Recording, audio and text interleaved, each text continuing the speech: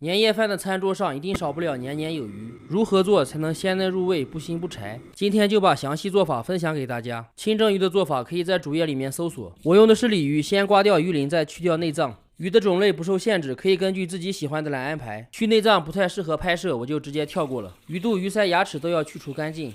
鱼肚里面有黑膜，要重点清洗。鱼身上有粘液，一定要擦干净再改刀，这样也能减少大部分的腥味。鱼尾处最好不要改刀，要不操作的时候容易断。刀口也要稍微浅一点。从鱼肚里把脊骨剪断，防止鱼在锅里跳起来。还有一个原因可以防止鱼受热后翘尾巴。处理好开始腌制，加入略多一些的盐，加入一些葱姜、料酒或者白酒。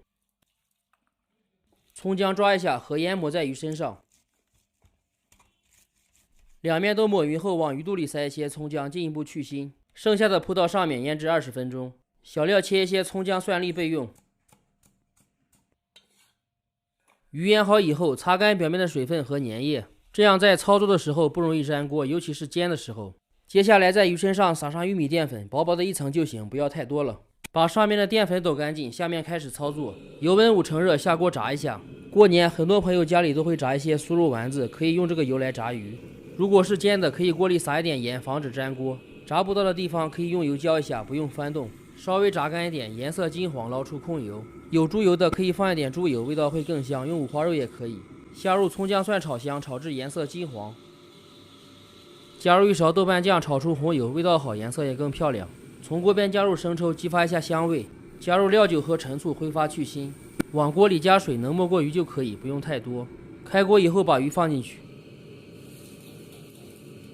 调味加入盐、白糖、鸡精，盐要少放，白糖略多一点，鸡精适量。放少量老抽调色，鱼不用翻动，把汤浇到上面就行。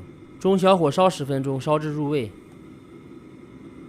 到时间后把鱼盛出放盘里，根据颜色放少量老抽，再加入水淀粉勾芡。汤汁有一点粘稠，再放一点油封面，这样做出来颜色更漂亮。把打好的汁浇到上面。